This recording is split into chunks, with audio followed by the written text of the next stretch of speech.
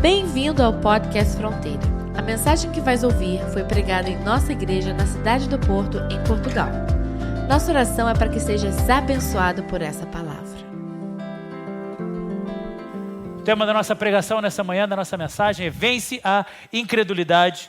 Nós vamos ler Juízes, capítulo 6, versículos de 1 a 24. Nós vamos ler não será de uma vez só, nós vamos ler de pouquinho em pouquinho. Juízes 6, 1. De novo, os israelitas fizeram o que o Senhor reprova. E durante 7 anos, ele os entregou nas mãos dos midianitas. Os midianitas dominaram Israel.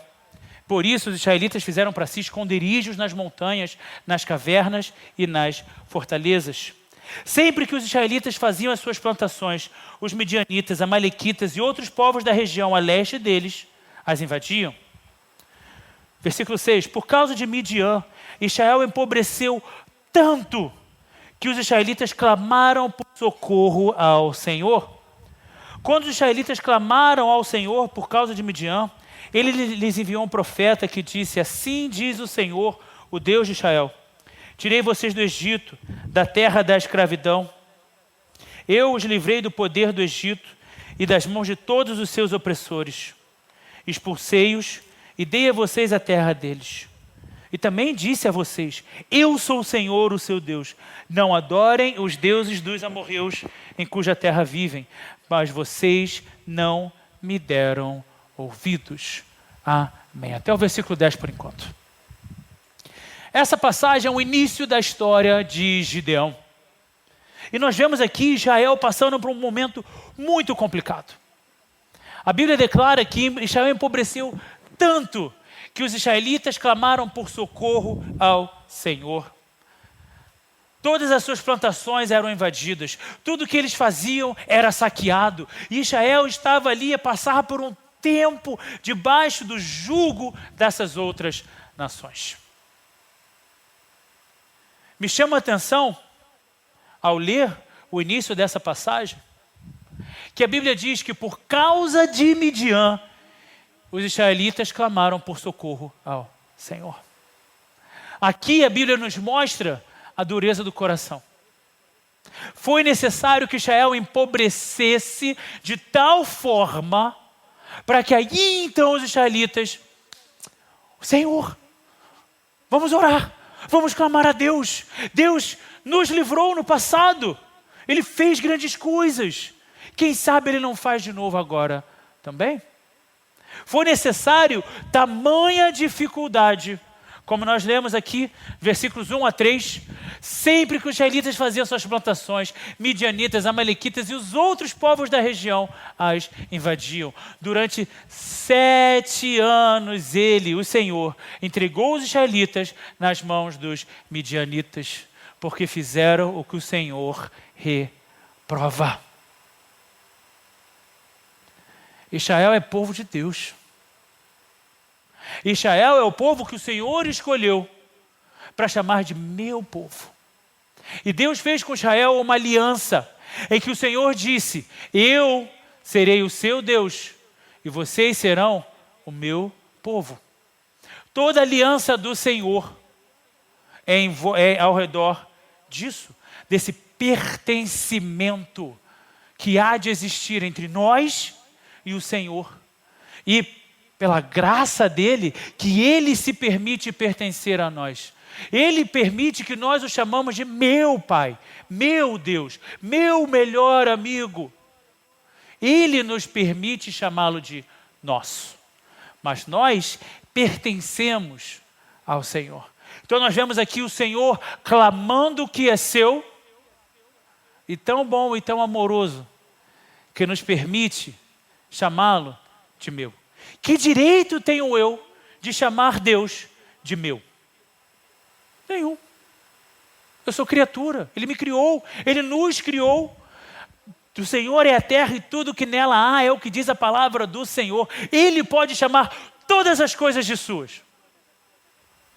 Mas o simples fato do Senhor me permitir chamá-lo de meu Pai é um privilégio muito grande. É uma honra muito grande. Deus olhar para nós e amar-nos de tal forma que Ele nos permite dizer: pode me chamar, eu sou seu. Eu quero ser seu. Eu quero que você me faça seu.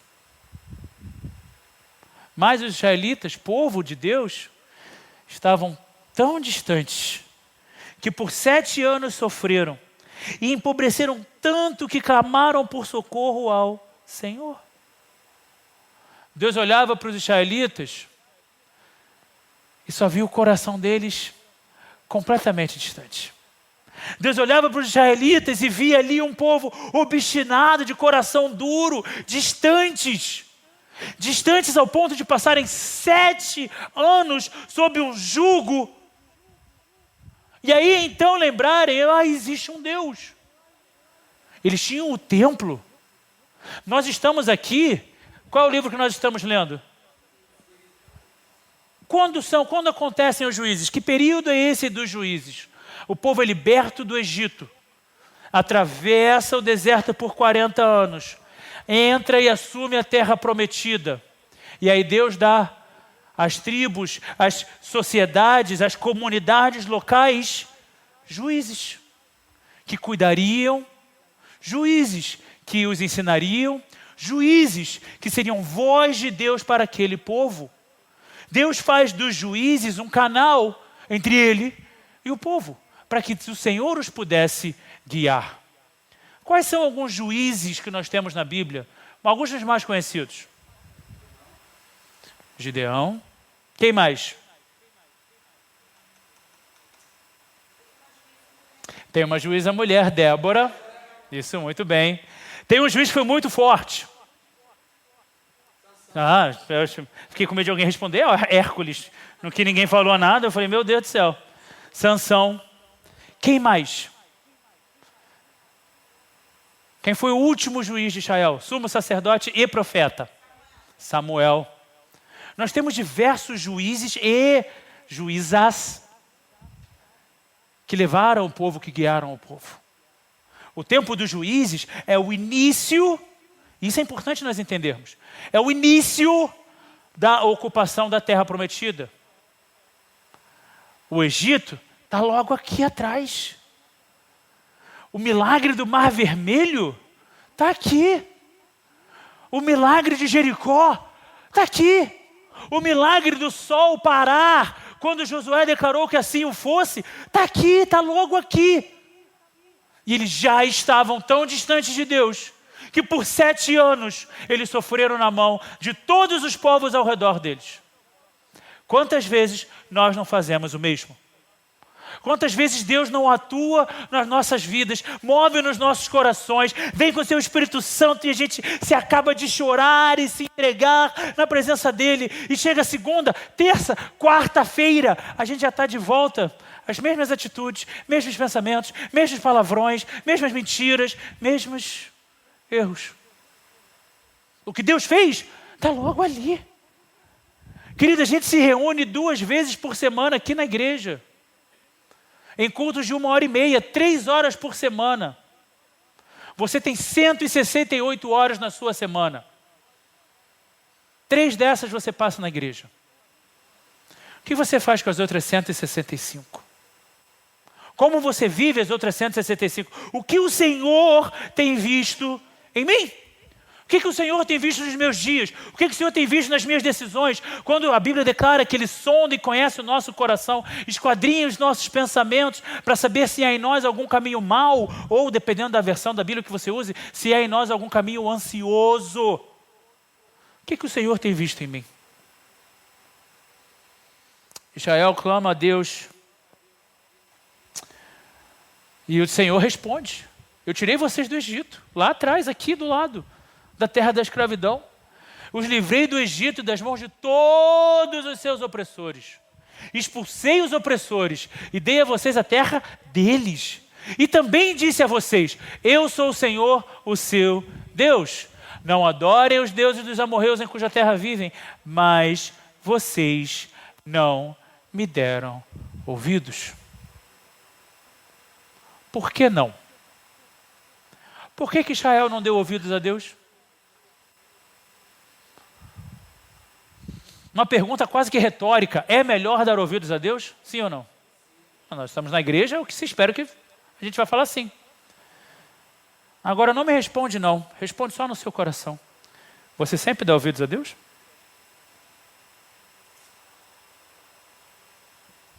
Porque é muito fácil olhar para milhares de anos atrás, apontar o dedo para esse povo e falar: obstinados, desobedientes, teimosos. Mas e eu? O que o Senhor tem visto em mim? Será que o Senhor tem visto em mim um homem segundo o seu coração? Ou o Senhor tem visto em mim um homem segundo o meu próprio coração?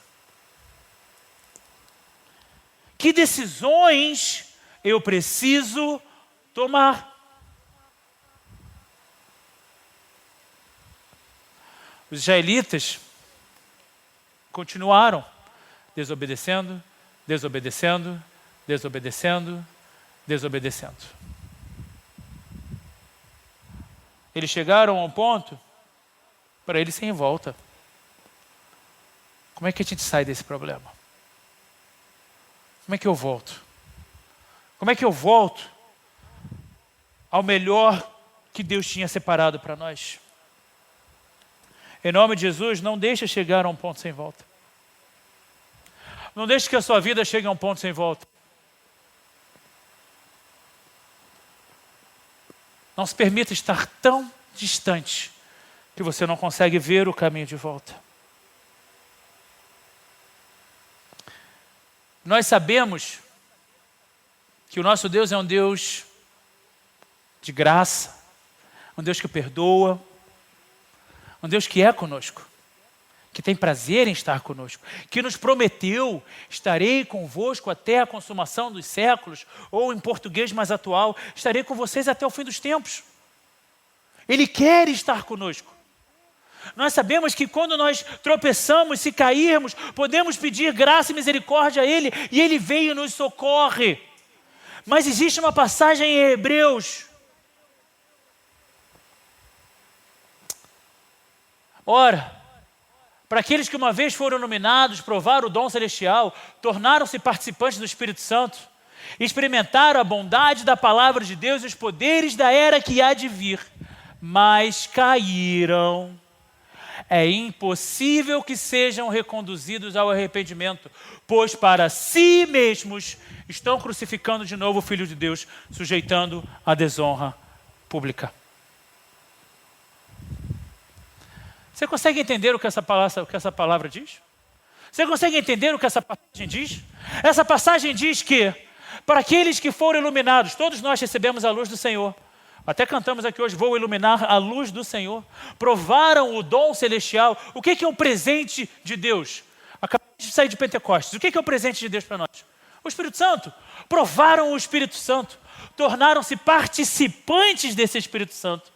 Experimentaram a bondade da palavra e os poderes da era que há de vir, ou seja, os poderes do Senhor, a glória do Senhor. Mas mesmo com tudo isso, decidiram cair. É impossível que sejam reconduzidos. É impossível que uma outra pessoa possa conduzi-los de volta ao arrependimento, pois para si mesmos estão crucificando de novo o Filho de Deus.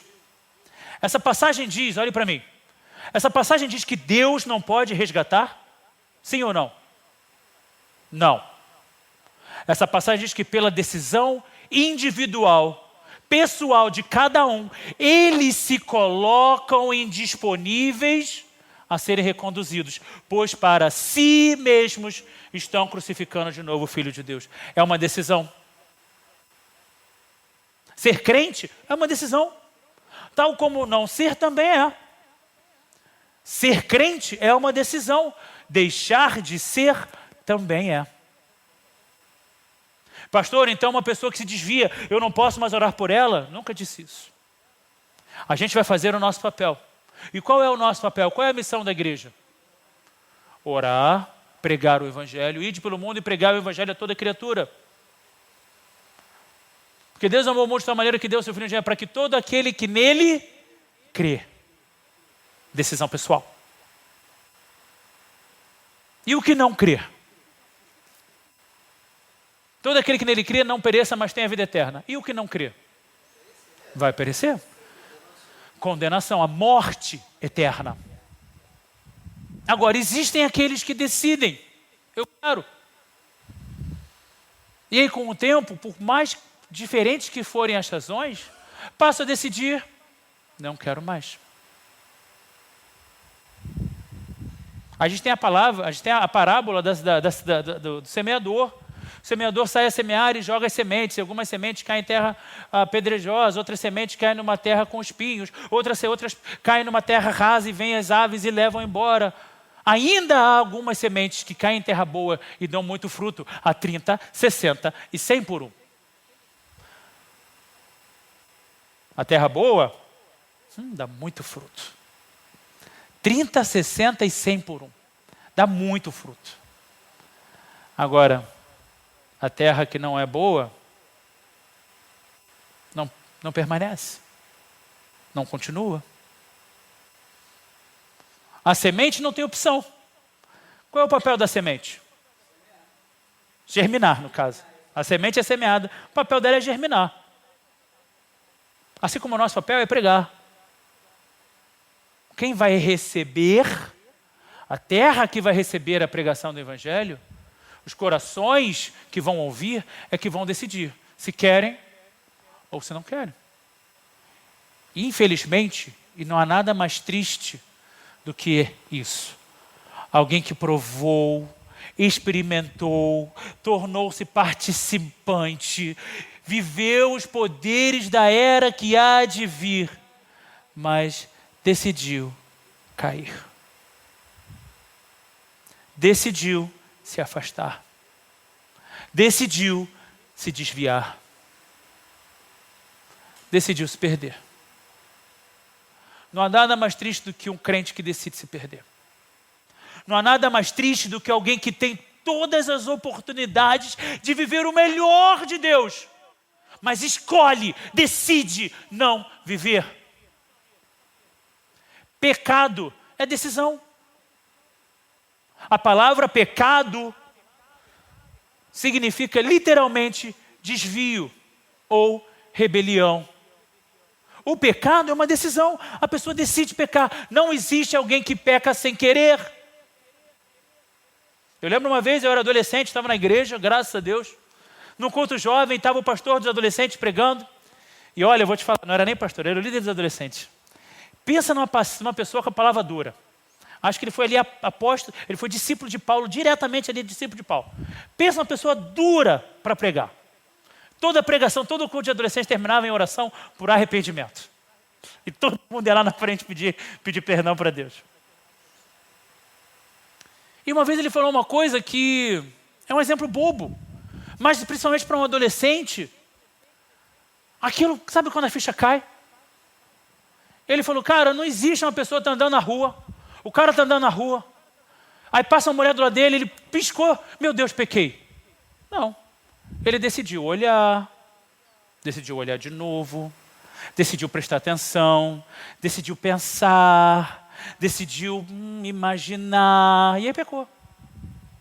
Uma série de decisões que nos levam ao pecado. Pecar é decisão. Estar presente é decisão, tal como não estar presente é decisão. Se você alguma vez, participando do Fronteira, já deixou de vir a algum culto, você sabe que eu sou a primeira pessoa a te mandar uma mensagem. Não para te cobrar, mas para saber, está tudo bem? Aconteceu alguma coisa? Posso orar por você? Por preocupação, jamais por pressão. Eu não quero que ninguém esteja aqui na igreja sem querer estar, querido. Porque não adianta você estar aqui sem querer estar aqui. Não adianta você estar aqui e tudo que é dito, tudo que é pregado, tudo que é cantado, tudo que é declarado, você pensa, não.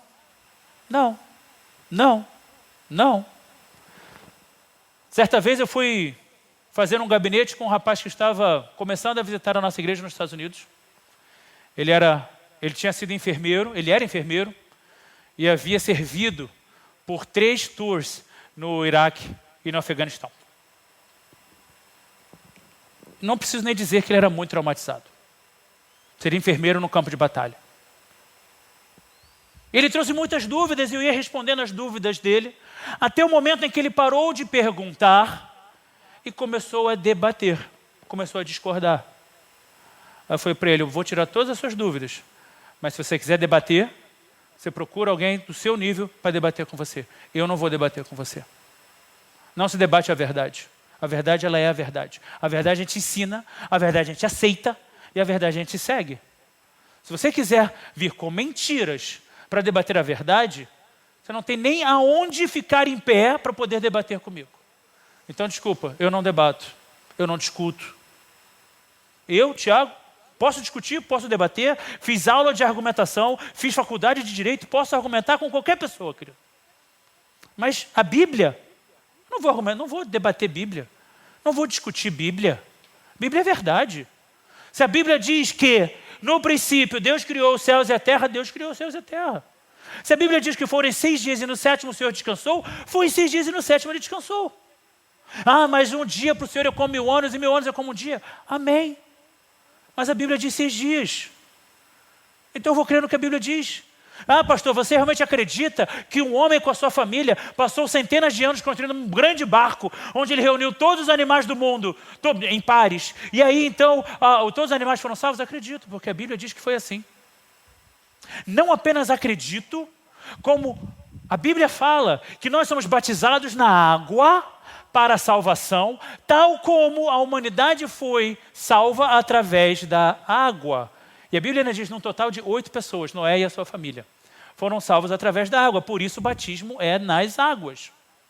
Então eu não apenas creio, mas eu vivo e eu aplico. Decidir é uma decisão. Crer é uma decisão. Colossenses 3,17. Tudo o que fizerem, seja em palavra ou em ação, façam-no em nome do Senhor Jesus, dando por meio dele graças a Deus, Pai. Tudo. Ah, pastor, mas eu tenho os pensamentos e... Tudo. Tudo. Se eu te desse um copo d'água e dissesse, essa água é 80% pura, mas 20% tem uma lama ali da esquina, você vai querer esse copo d'água? Mas é só 20%. 80% é puro. Você quer esse copo d'água? Não. Não, eu quero uma água tratada, eu quero uma água que foi purificada, eu quero uma água de uma fonte boa. Por que para Deus eu ofereço diferente? Por que para Deus eu ofereço mais ou menos? Por que para Deus eu ofereço metade? Sim, metade. Pensa nas palavras que certa vez me fizeram um exercício. Eu fiz mestrado em psicologia pastoral. E eu tive uma classe de liderança de equipes que foi uma classe que, assim, eu confesso para vocês que foi incrível. E ali me fizeram um exercício para nós listarmos as 168 horas da nossa semana. O que você faz 7 dias na semana, 24 horas por dia? O que você faz em cada uma dessas horas? Obviamente, X horas a gente tira para dormir, e aí X horas para trabalhar, X horas a gente gasta fazendo compras, X horas a gente gasta fazendo nossa higiene pessoal, tanto tempo a gente gasta com isso, tanto tempo a gente gasta com aquilo, tanto tempo a gente gasta com aquilo. Eu confesso para vocês que eu comecei marcando assim, eu faço 4 horas de devocional por dia, facilmente. 4 horas. Chegou no final da semana, a minha semana, ao invés de ter 168 horas, tinha 180. Falei, tem alguma coisa errada? Não pode. Eu não posso estar vivendo mais do que 24 horas por dia. E aí a verdade é que assim, 180 foi um número baixo. Tiveram pessoas que tiveram 250 horas ao invés de 168. E o princípio desse exercício, a meta era exatamente essa. Nos mostrar como que a gente faz muito menos do que a gente acha que faz. E a gente enrola muito mais do que a gente acha que enrola. A gente gasta muito mais do nosso tempo com muita coisa que não é tão importante. E o que é realmente importante, a gente não tira tanto tempo assim. Deus é fiel. Nós também precisamos ser. Com o nosso tempo, com as nossas finanças, com o nosso coração, com os nossos pensamentos, com as nossas palavras, com as nossas conversas. Assim diz o Senhor, o Deus de Israel, da nossa passagem de Juízes.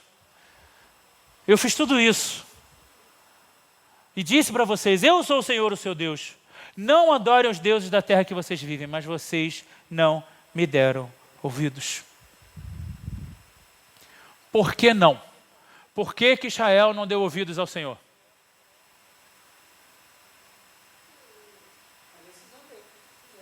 Decisão deles. Eles decidiram, não quero obedecer a Deus. É assim que o pecado... Vamos lá, gente. Vamos trazer para a vida real. O pecado é ruim? A consequência dele é. O pecado é ruim? Não. O pecado é atrativo. A Bíblia declara que Deus não tenta ninguém. Nós somos tentados pelos nossos próprios desejos.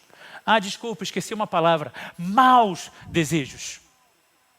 O pecado, onde nós somos tentados, é exatamente aquilo que você quer. Jesus passou 40 dias jejuando no deserto. 40 dias sem comer, e a Bíblia diz que ele teve fome. Você lê isso como um adolescente? Vai pensar, óbvio, 40 dias sem comer, é claro que ele teve fome. Mas a Bíblia aqui está sendo muito específica, porque ela precisa ser específica. Ele teve fome. 40 dias sem comer nada. Satanás aparece na frente dele. O próprio Satanás aparece na frente dele. Se tu és o Filho de Deus, manda que essas pedras se transformem em pães. Querido, se eu te disser carne, quantos pensaram em picanha? Quantos pensaram em carne moída? O que você pensou quando eu falei carne? Pensou numa churrascaria. Alguém pensou em alguma coisa diferente de uma churrascaria? Um rodízio, a mesma coisa, churrascaria, rodízio, churrasco. O que mais?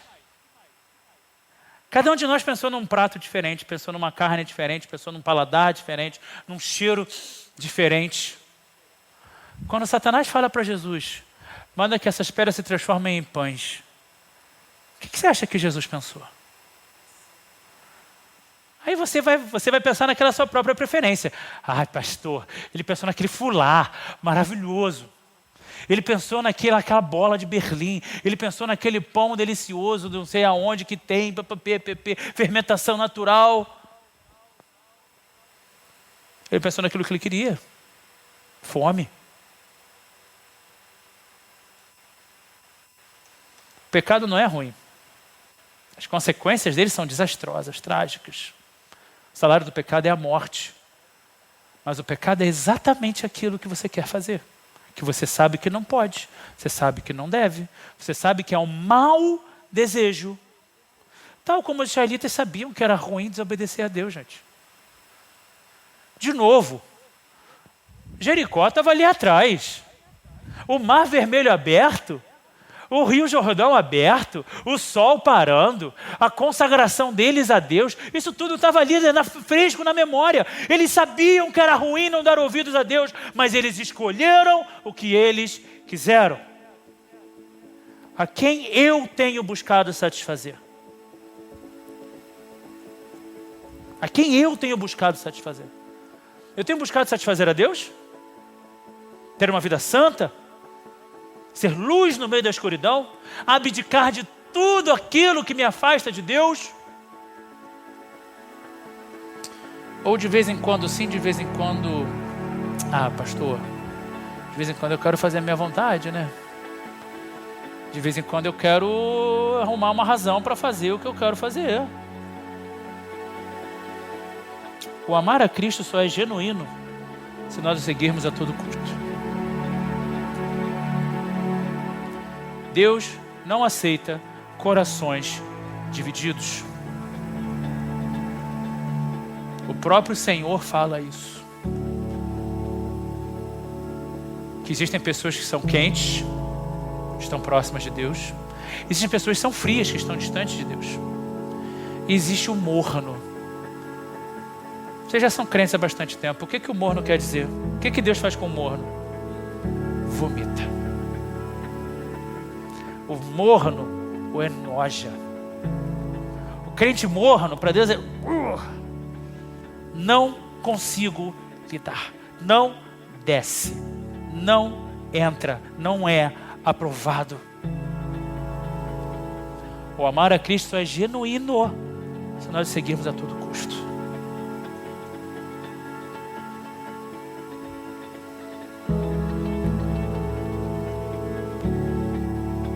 Eu tenho muito mais para passar, preparei muito mais para essa pregação. Mas o Espírito Santo está me dizendo para parar aqui. O amar a Cristo é genuíno se o seguirmos a todo custo. Essa é a palavra do Espírito Santo para cada um de nós nessa manhã. Se não é a todo custo, se você não está colocando toda a sua vida à disposição dele, seu amor é genuíno? O próprio Jesus disse: quem me ama, obedece aos meus mandamentos. O próprio Jesus disse: quem comigo não junta, espalha. O próprio Jesus disse: eu amo os que me amam. É tempo de mudança. É tempo de decidirmos. É tempo de colocarmos tudo na presença do Senhor.